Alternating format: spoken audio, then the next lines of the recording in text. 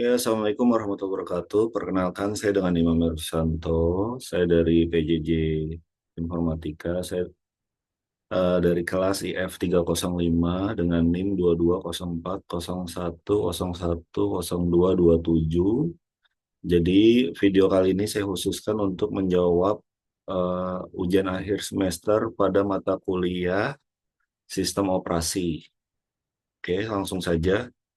Yang pertama, apa itu sistem operasi? Jadi sistem operasi itu merupakan sebuah penghubung antara pengguna dari komputer dengan perangkat keras komputer. Sebelum ada sistem operasi, orang hanya menggunakan komputer dengan menggunakan sinyal analog dan sinyal digital. Jadi seiring dengan perkembangannya waktu, pengetahuan dan teknologi pada saat ini terdapat berbagai sistem operasi dengan keunggulan masing-masing. Untuk lebih memahami sistem operasi, maka sebaiknya perlu diketahui dahulu beberapa konsep dasar mengenai sistem operasi itu sendiri. Pengertian sistem operasi secara umum ialah pengelola seluruh sumber daya terdapat pada sistem komputer dan menyediakan sekumpulan sistem atau sekumpulan layanan sistem calls ke pemakai sehingga memudahkan dan menyamakan penggunaan serta pemanfaatan sumber daya sistem komputer. Kemudian fungsi dari sistem operasi, jadi sistem operasi itu berfungsi ibarat apa namanya untuk mengatur dan mengawasi penggunaan perangkat keras oleh berbagai program aplikasi serta para pengguna. Sistem operasi berfungsi ibarat pemerintah dalam suatu negara, dalam arti membuat kondisi komputer agar dapat menjalankan program secara benar. Itu terkait dengan nomor satu. Kemudian nomor dua, sebutkan karakteristik dari sistem operasi open source dan closed source. Jadi untuk sistem operasi open source itu kode sumber terbuka. Kode sumber sistem operasi ini tersedia untuk umum. Siapapun dapat melihat, mempelajari, memodifikasi, dan mendistribusikan kode tersebut. Dan biasanya bersifat gratis. Biasanya sistem operasi open source dapat diunduh dan digunakan tanpa biaya lisensi.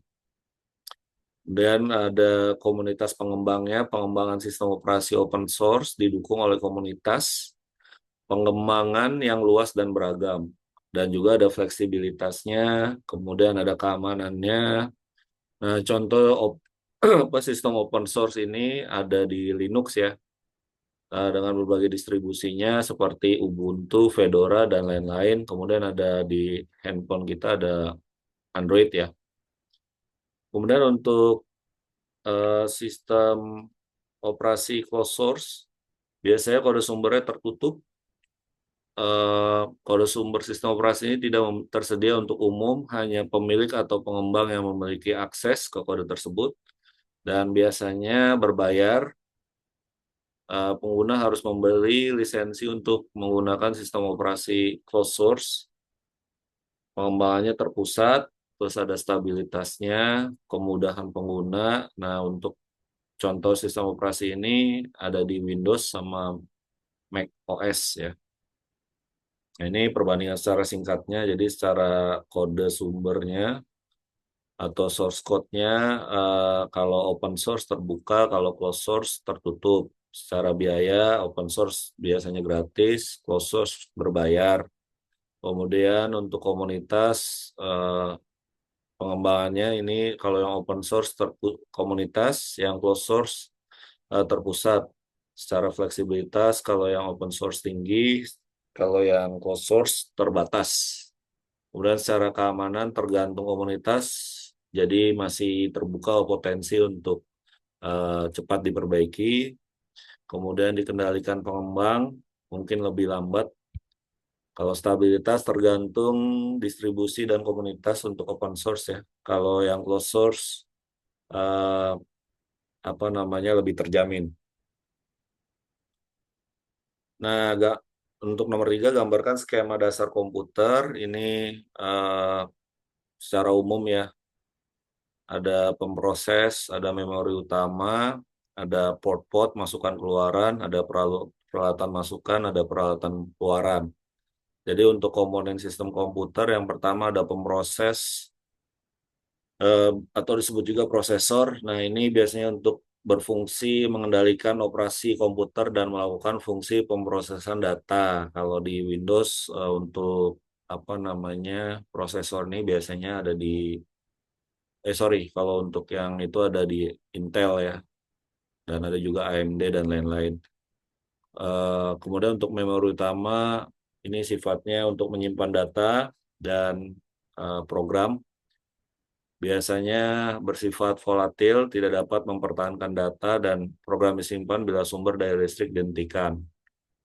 Kemudian perangkat masukan dan keluaran ini berfungsi memindahkan data antara komputer dan lingkungan eksternal, yaitu perangkat penyimpanan sekunder, perangkat komunikasi, terminal, dan lain-lain.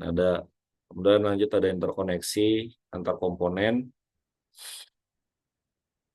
Itu untuk skema apa namanya dasar untuk sistem komputer. Kemudian yang nomor 4, jelaskan apa itu perangkat input, proses output, dan memori beserta perangkatnya.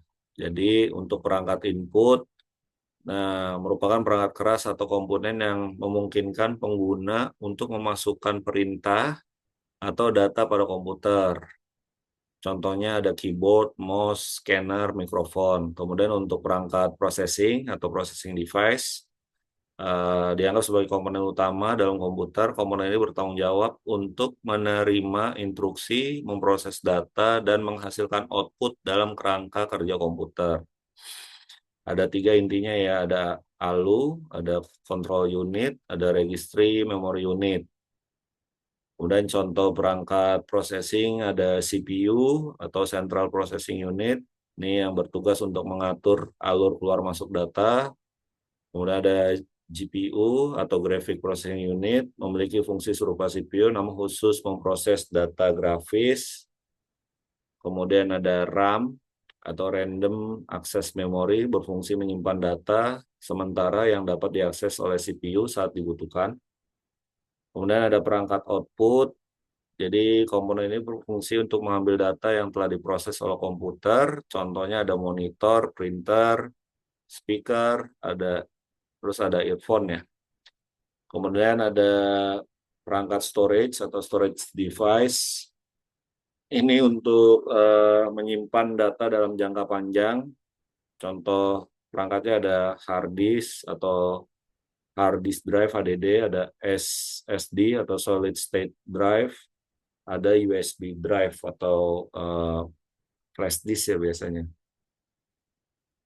Kemudian selanjutnya nomor terakhir menjelaskan langkah-langkah untuk menginstal Windows 10 atau Ubuntu 22, pilih salah satu. Nah, ini yang saya pilih adalah cara menginstal untuk Ubuntu 22. Jadi untuk langkah pertama kita bisa buat bootable USB. Biasanya kita bisa pakai Rufus ya. Nah, kita buat citra ISO Ubuntu-nya pakai USB. Kalau kita sudah buat, kemudian kita boot PC Anda dengan USB, kemudian tekan F2 atau F10 ya. Ini akan muncul, pilih try to install Ubuntu. Kemudian akan muncul panduan untuk instalasi, pilih bahasa ya. Klik coba Ubuntu, install Ubuntu, kemudian klik bahasa, pilih bahasa Inggris boleh. Kemudian keyboard layout, kita pakainya bahasa Inggris. Terus ada pembaruan dan perangkat lunak pihak ketiga, opsi lain, centang ini ya normal installation aja. Kemudian yang keempat, pilih disk atau tetapkan partisi secara manual.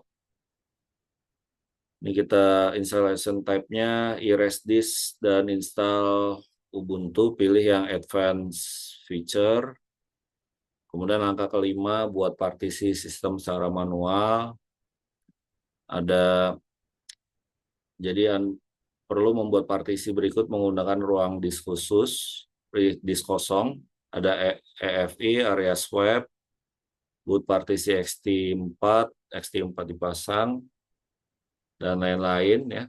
Ikuti aja. Ini ada beberapa tabel partisi ya. Jadi kita bisa membuat partisi dengan size-nya apa yang utama. Beberapa partisi kita bisa buat ya di sini, tergantung memori yang ada di laptop kita. Jadi untuk sistem Ubuntu yang terenkripsi daripada langsung membuat pemasangan, sistem berkas XT4 dibuat dan pilih gunakan sebagai volume fisik dan enkripsi.